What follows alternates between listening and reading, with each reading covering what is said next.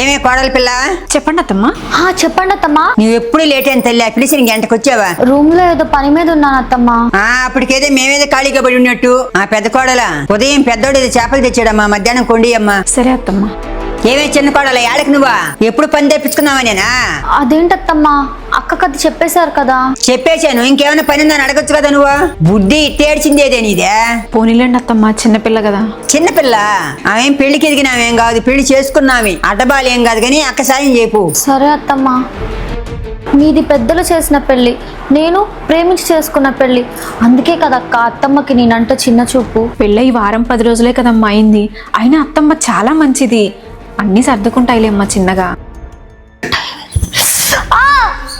ఓయమ్మ నా బిడ్డకు దెబ్బ తగిలిందమ్మా.